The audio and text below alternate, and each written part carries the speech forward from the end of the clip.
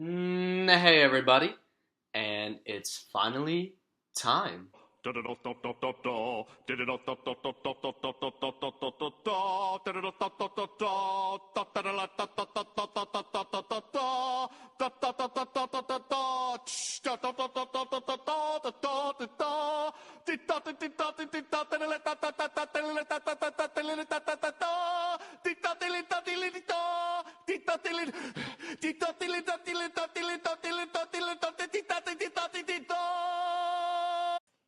Ah, yes. This is it. It's happening. Today, we're going to review Yeah! Or should I say Yay, as Kanye likes to pronounce it. The new album by Kanye West. Kanye West is someone that I feel like most of you should know at this point. I mean, he's all over the news, especially TMZ recently, talking about his view on how slavery was a choice, apparently.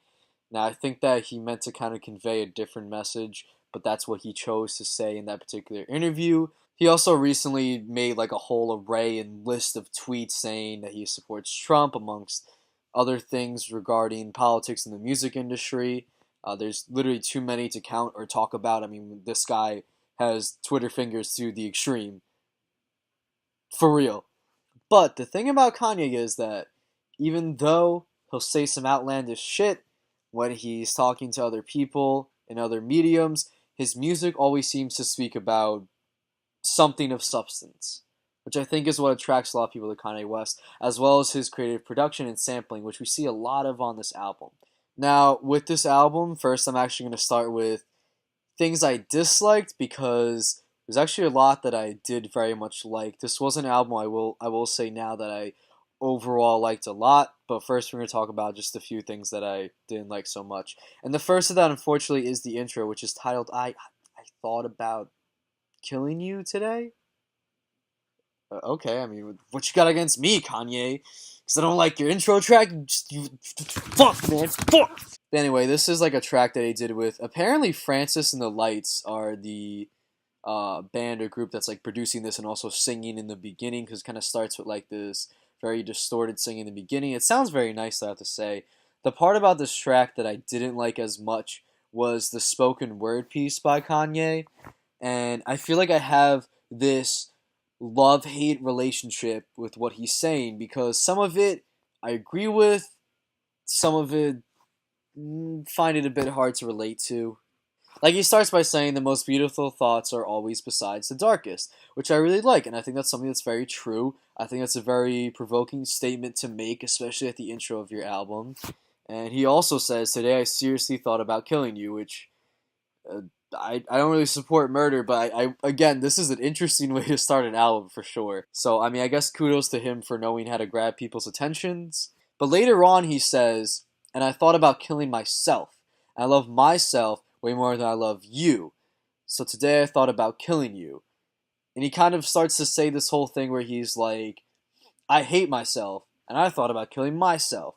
So you can be damn sure that I thought about killing you today." Now, the problem I kind of have with this statement is that I feel like it's hard to relate to, because a lot of people usually, and he does say this on this track, tend to want to kill themselves because they're struggling with loving themselves or some large part of themselves. Now, Kanye here is essentially saying that he loves himself, and that if he would even consider killing himself, then like you should be sure that he would consider killing somebody else.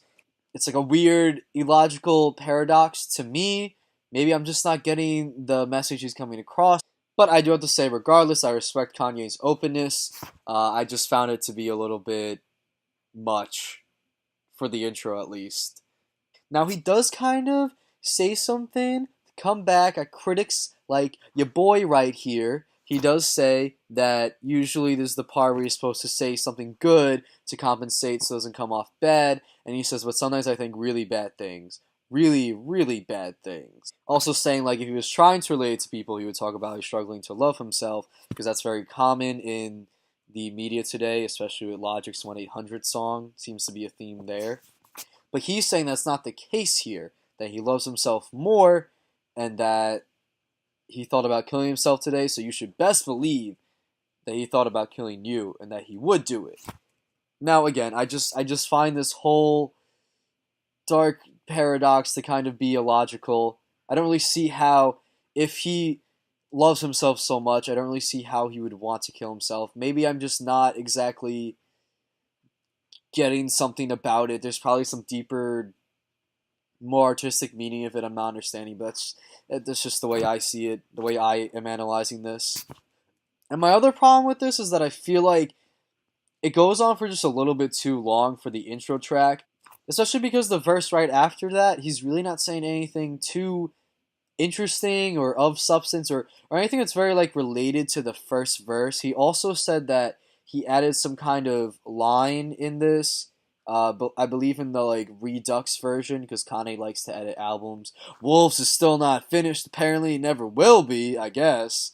But he adds a line where he says, "Sorry, but I chose not to be a slave," which I I stated a whole opinion on Kanye talking about slavery and how he thinks it's a choice, and how I very much disagree with what Kanye was kind of stating in that interview. So the fact that he added this in after, I didn't really like it. I just didn't really like this intro that much overall. I would have done without it completely, honestly. Though I do say the spoken word piece, there may be parts I don't get, but I think it's interesting for Kanye to do that, and he's expressing himself very openly, which kudos to him. Not an easy thing to talk about homicidal or suicidal thoughts, so props there. The other song I really wouldn't do without personally is this one that's called All Mine. Um, there's like this like kind of laughable, really high pitched vocal by, it says here on Genius it's done by Ant Clemens. And it's kind of like like it's really fucking ridiculous. I'm not gonna lie. Like, I cracked up hearing this shit, and I will say it is catchy. It is an earworm, but not for a good reason. It's kind of like I'm walking around, just like, oh god, get it out of my head. Fuck.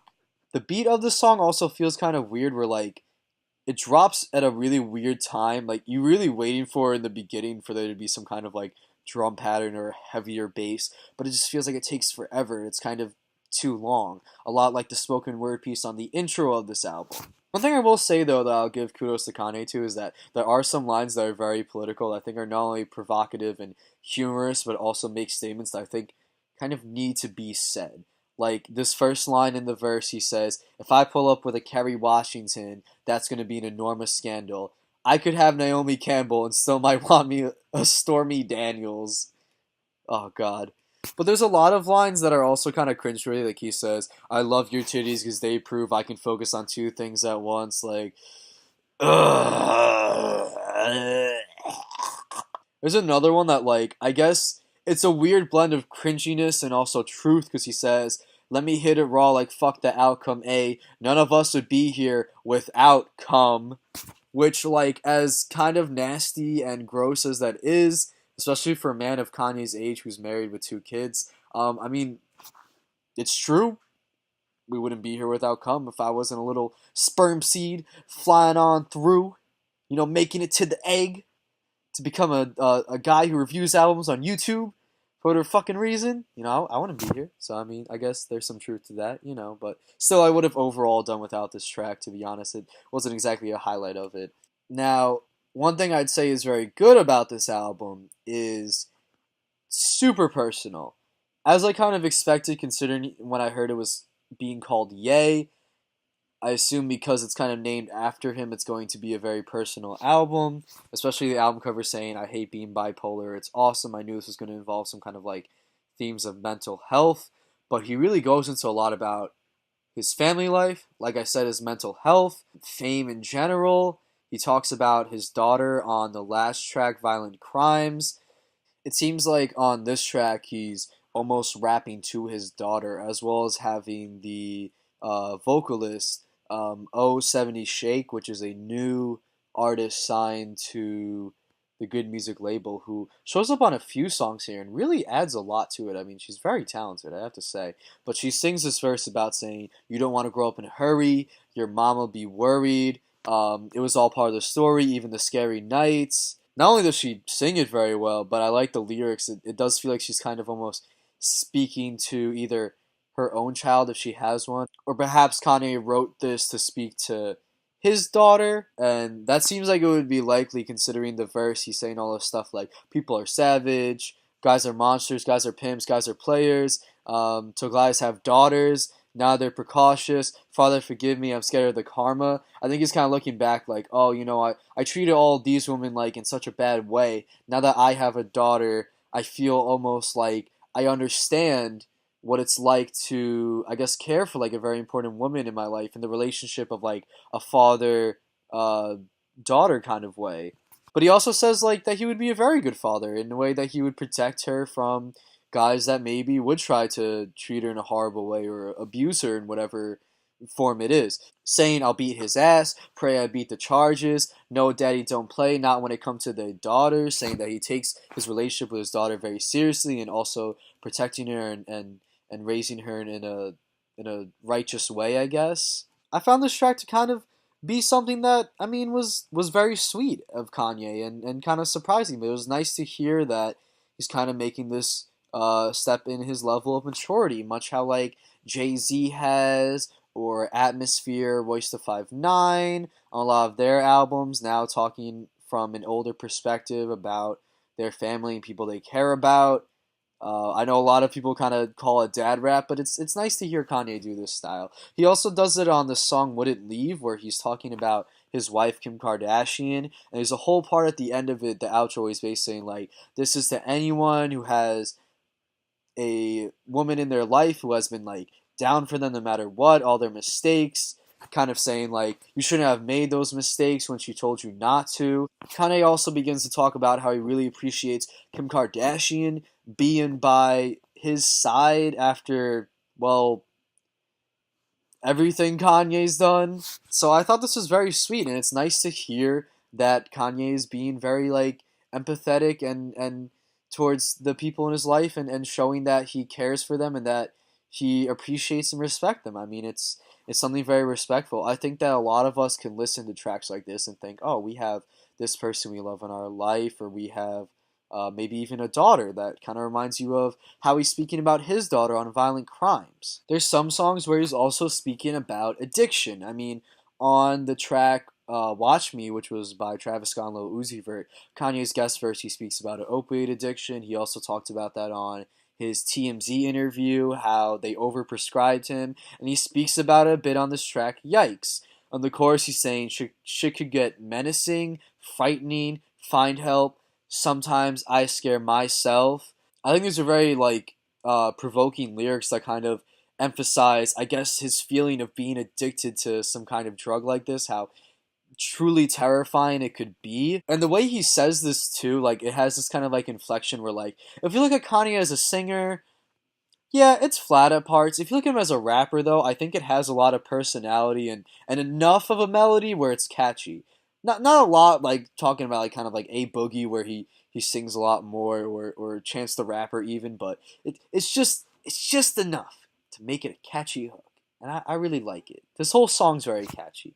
Even the soul samples he puts in like becomes kind of like part of the earworm for the beat, where it's almost as catchy as the hook, if not at times it's in my head more. And he has creative lines here too that reference Shrugs and his TMZ interview, such as "Thought I was gonna run DMC, huh?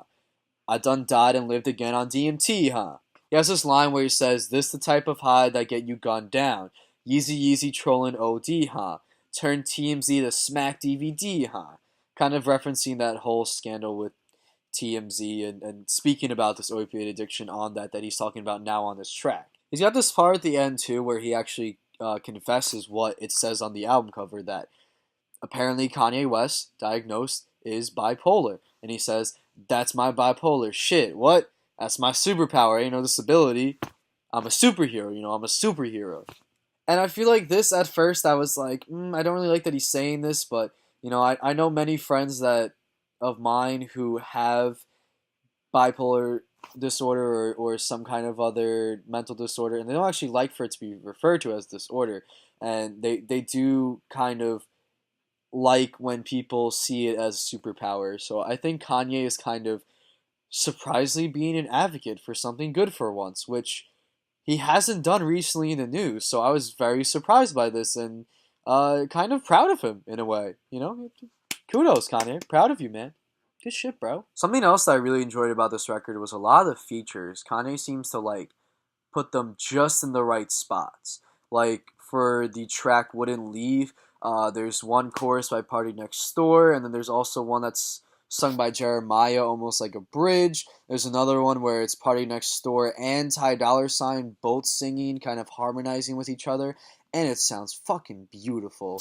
There's another one that's like Charlie Wilson and Kid Cudi kind of like both singing. Charlie Wilson singing a bit higher, Kid Cudi kind of having a bassier voice on the track, saying "Make no mistake, girl, I still love you," and like even just saying it, like it got stuck in my head again. It's just there's something about it that's just so catchy. The way that it loops, the way that it sounds, I love it. It's kind of like the best Charlie Wilson has sounded, which like I have to say I do really like the recent track he did with Amina. I feel like he was kind of all over the place with all the vocal ad libs and harmonies as well. But here he sounds really solid. It's pretty great. He sounds pretty good with Kid Cudi as well. Though I didn't really like Kid Cudi's other feature on this album for the Ghost Town track. I know it's kind of something that they want to foreshadow kids with ghosts. I just feel like his singing here is not the best that I've ever heard Kid Cudi. I thought he sounded better on the new ASAP album, to be honest. Also, there's a verse that Kanye sings where he somehow sounds better. I mean, call me crazy, but yeah, Kanye sings better than Kid Cudi on a track, believe it or not, you know? As the Slick Rick sample is on Make No Mistake, believe it or not, you know? That's the other thing, too, about this project. These samples on here, oh my god, they're so catchy. Some of the samples are even catchier in the hooks, like even more of earworms. I mean, he really dug deep. A lot of these are coming from like soul or rock tracks from the 60s and 70s, and it gives it just enough of like an old school feel mixed with like the heavy 808s and trap drums that Kanye's known to use, as well as a very like distorted deep bass. And it also kind of reminds me of a lot of the Graduation album. I mean, this one feels a bit more skeletal in the production, a bit colder. I guess that's why he recorded in Wyoming. Like it's a little bit more minimalistic, but it has just enough of soul from the samples and from Kanye's lyrical topics and delivery that it kind of reminds me of old Kanye. That's something that's really good about this project is that it almost mixes like Life of Pablo's production style, but also something that I would hear on maybe Graduation or The College Dropout, like really early Kanye stuff. Mixed in with things about his personal life where he actually makes it like kind of interesting and a bit more relatable than he has in the past. Production is very minimalistic yet soulful.